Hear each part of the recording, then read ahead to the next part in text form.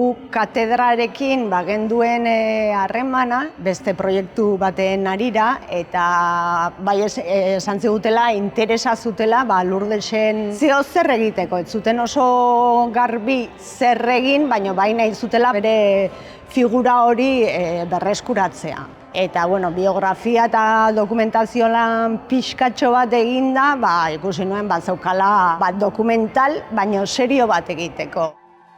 Netzat Lurdes hasiera batean abeslari gisa ezagutu dut, baina gero berarekin lanean Ingerekin eta dokumentatzen eta ikusi genuen abeslaria izateaz gain beste gauza asko ziala eta jende gehienak ez zitula ezagutzen eta horregatik animatu nintzen proiektu hau egitera Lurdesen irudi hori edo figura hori argitara emateko eta jendeak jakin dezan gure kulturaren alde egindako lan hori errekonozimendu bat jasotzeko. Lourdes Iriondoren kasuan, gogoratzen dena bakarrik da Ez-Okamairukin egindako ibilbidea, ez da gogorazten nola bera bakarrik hasi zen abesten plazarik plaza, eta gerora ere egin duen beste lan guztiak. Eta azkenian artista polifazetikoa zen, idazten zuen, antzerkia, literatura, haur literatura, marrazten zuen baita ere. Bera ezautu zutenak ere esateue izaera izugarria zula eta nahizuna egitezula eta berdin zitzaiola ere bestek ze pentsatze zuten. Eta nik uste etzala gezurra eta berak demostratu dula ala zala. Buruan sartze zitzaion ian zeo zer edo ikustezunean gure kultura transmititu behar da edo aurrak dia igual etorkizuna lan hori hartu zuen. Eta intzuna zan holtza utzi ostean, igual lustreko lan hori utzi, izkutuan gelditu, baina lanean jarraitu zuen eta behonde jola, porque hemen gaude berarengatik ere. Ez-Okamairuk ez zituen grabaketak ametitzen, eta orduan Ez-Okamairu garaiko grabaketarik ez dugu topatu. Eta gero beste alde batetik Lourdes berak ez zituen elkarrizketak ematen eta ez daude bere irudirik. Azkenian fokoz kanpo egondu da bere ibilbide osoan.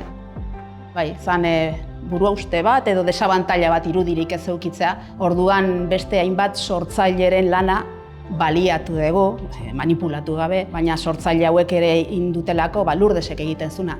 Eta den guzti horien lana batuta, Lourdesen lana erreflejatuta ere ikusten dela, uste dugu. Iraian zinemaldian ikusi ahalko da, urrian aurreestrenaldi bat egingo dugu familiarekin eta lagunekin Urnietan, usten dugu bere nahia hala izango zela. Azaroan Golem zinemetan ikusi ahalko dugu, ez dakigu haindikan noiz, eta urtarrilean iparraldean ikusi ahal izango dugu. Gure hasierako nahia estrenaldi nazional bat egitea zen, filmea ikuspegi nazional bat dauka, iparraldea oso presente dago, eta nahi genuen egun berian izatea guztia, baina ez da posible izan. Zinemaldian aurkeztea, espero ez genuen subidoia da. Etxean aurkeztea espero genuen, Urnietan, noski, Lourdesen jaioterrian, herrian. Baina, proiekzio internazionala eukitzia, la hostia da.